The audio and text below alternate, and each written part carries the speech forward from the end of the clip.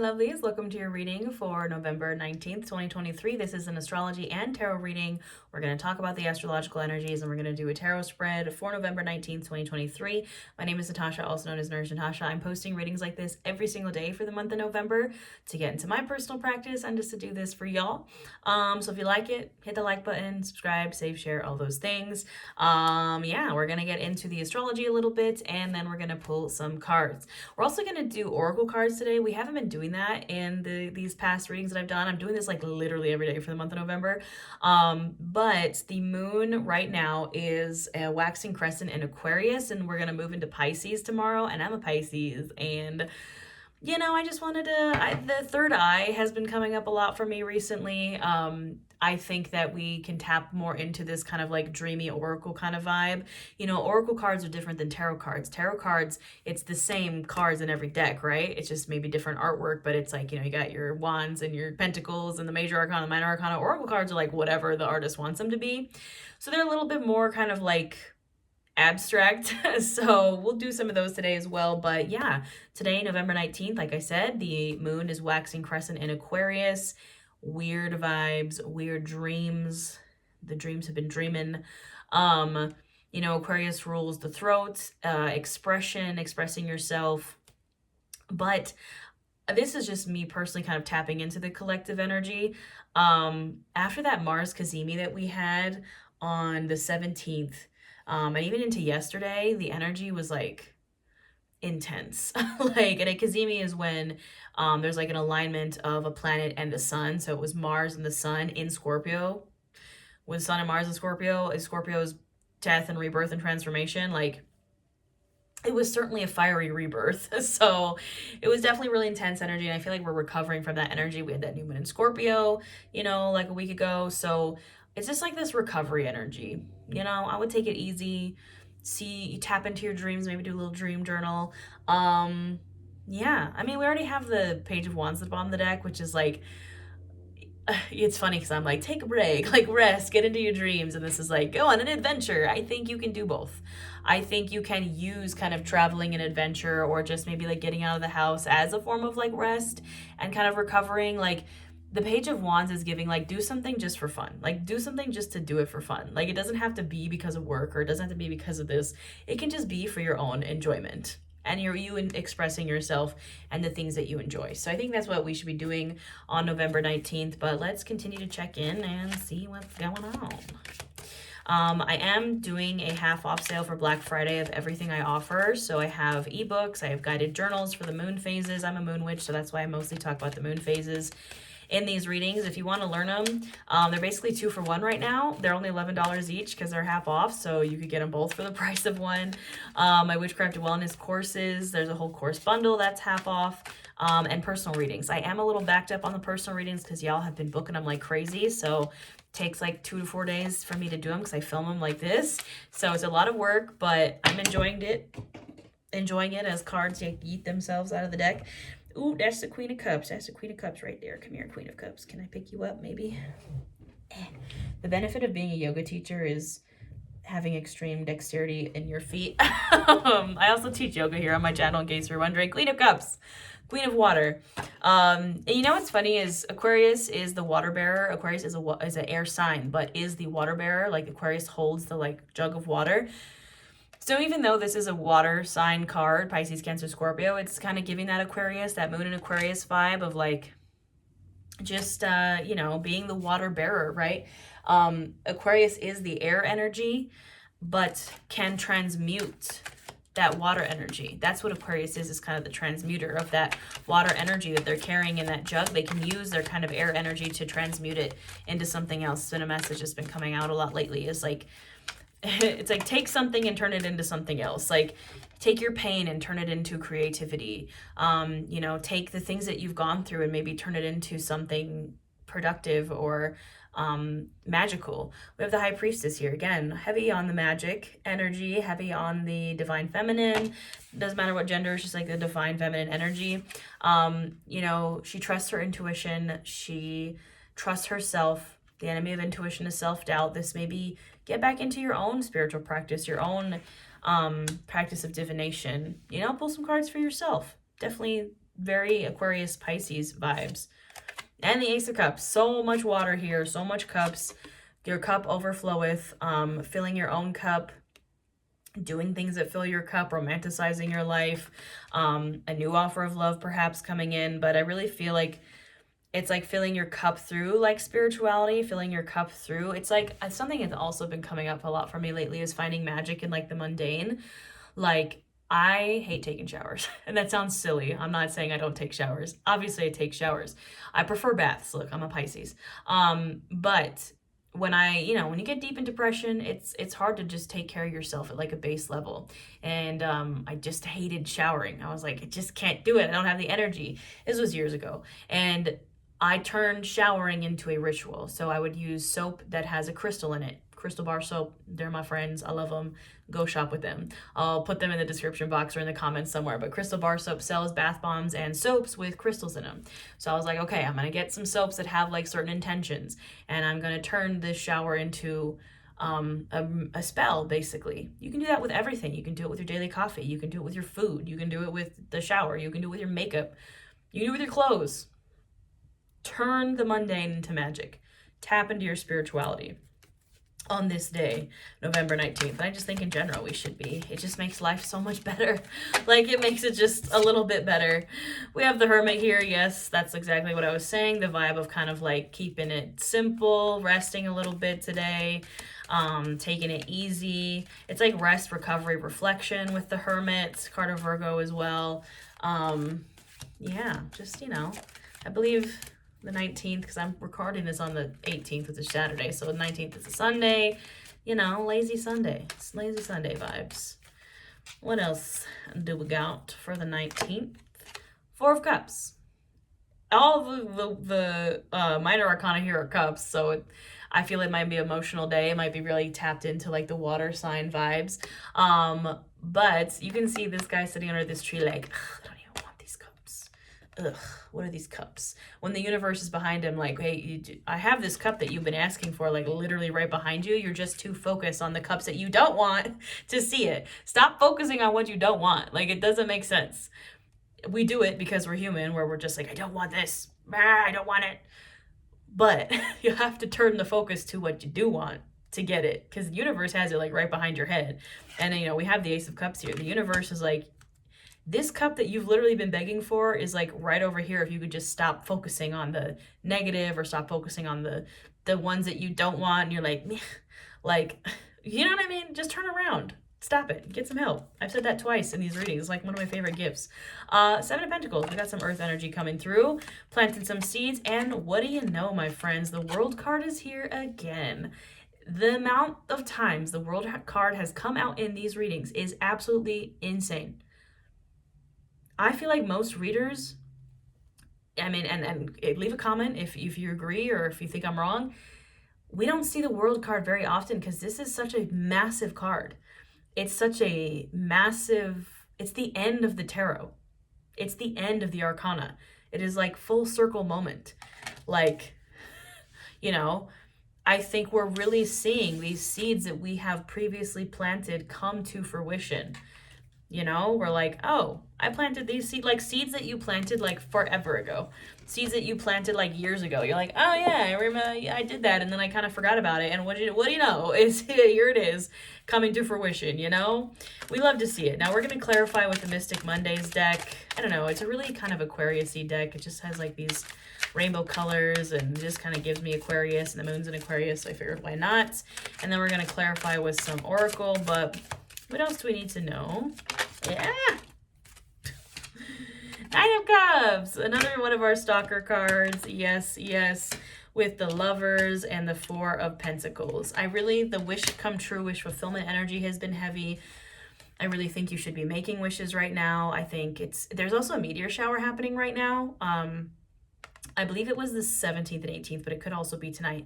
Go look at a shooting star and make a wish. Like, speak your wishes into existence. Like, be delusional. I'm a Pisces, Sun, Leo, Moon. I'm going to tell you to be delusional all the time. And we have the Lovers and the Four of Pentacles. Now, the Lovers, yes, obviously can signify love and a relationship and all those wonderful things. We got these little flamingos here. And the Four of Pentacles is a scarcity mindset, but Something I watched one of my favorite tarot readers here, and they were talking about the Four of Pentacles, and how, yes, usually the Four of Pentacles, like traditionally, is like the person is holding all the coins like really close. And yes, it is kind of a card of being like scarce and like frugal and like not spending and that kind of stuff. But the way that they put it was, it's really clinging to security. It's really clinging to stability, which is great. We want that. Definitely, for sure. I'm not telling you to not, like, don't go like spend all your savings. You know what I mean? But it's like we cling to, and it's not even maybe just financial. It's like your routine, clinging to this safety and security and this security blanket, when maybe what you need to do is take a risk or make a wish or do something different. That makes sense? Made sense to me. What else we got here? Temperance. Yeah, I mean, I think the cards are like, yeah, don't take too big of a risk. That's not what we're trying to do here. Keep it small, keep it balanced. Temperance, card of Sagittarius. Keep it the card of moderation and peace and harmony. Like, there's something that I teach to my clients. I used to have a life coaching program, and something we talk about is, how do you get out of your comfort zone? You take a risk. But what a lot of people do is they jump from their comfort zone. So like, if you imagine, like, here's the comfort zone. You're in this little circle, right? This is your comfort zone. You're in here.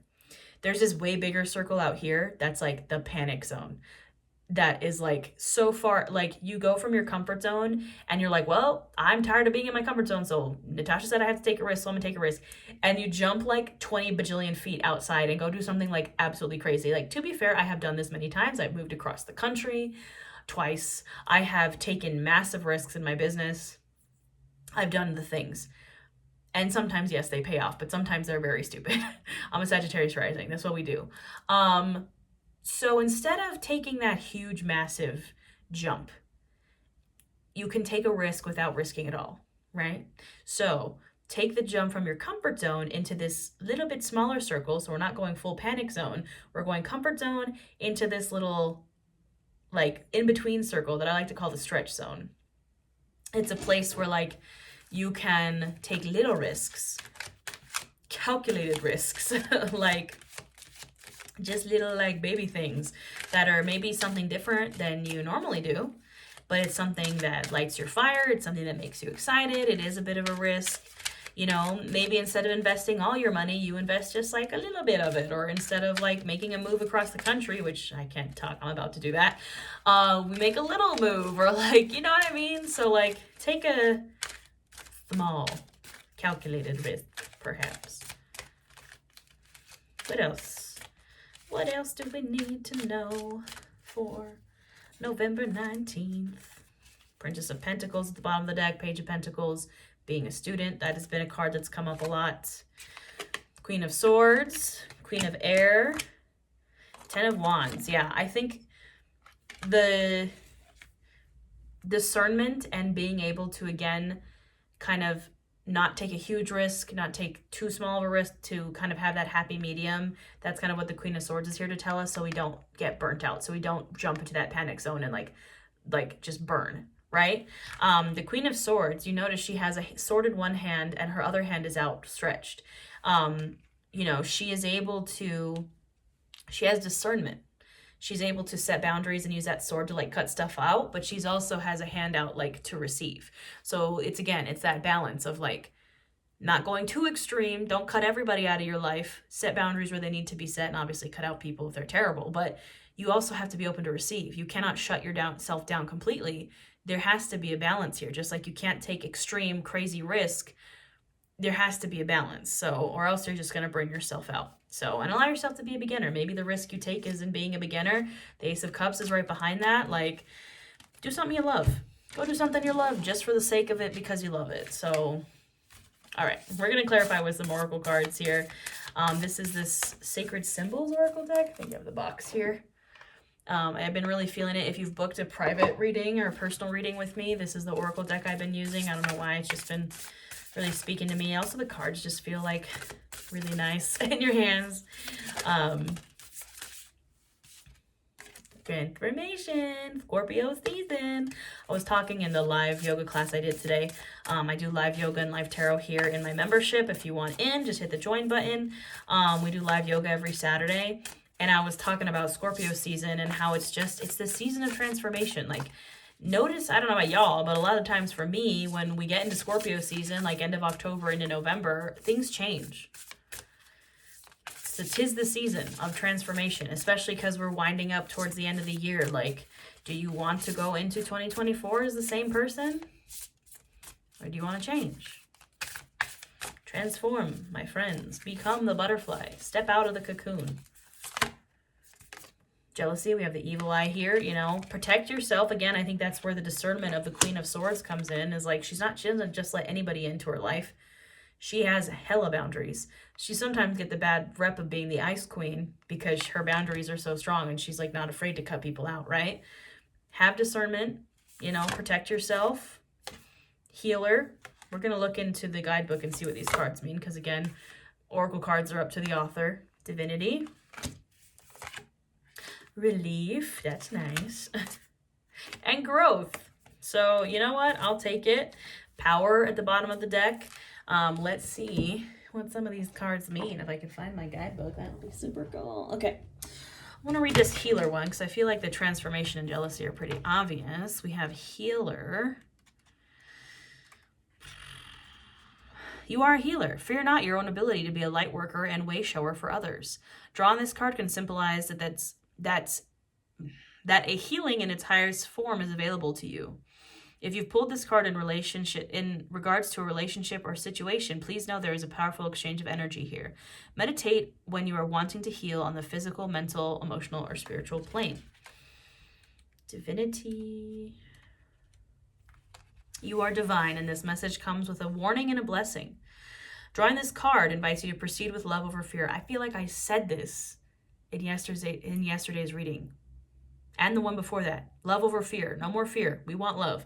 No matter what your situation or relation, proceed only from a place of unconditional love, reverence, and understanding. Love to see it. Life is filled with choices. Make sure they are ones that respect all involved, including yourself. Yeah, I've said it. Literally go back and watch the readings from the past 2 days. I have given rants on this. Relief. The end of suffering or hard times, a much needed relief or break in the energy. Miracles, rescue, and reprieve. We love to see it. Feel it blast out the negative as you call in the strength to your heart. Relief. I mean, relief is nice. We like relief. And then we have growth. A time of evolution and growth is here. I mean, we have the transformation card. You may be leaving behind outdated and antiquated relationships, mentors, beliefs, systems, situations, or environments. It's given the Hierophant. If you are inquiring about a situation or relationship, this card calls for a deeper commitment or decision to let go in order to honor your journey. So this card represents knowing all will be well and for the highest good. Yeah, grow to your highest good. Growth does mean leaving some things behind, right? Growth means you outgrow some things.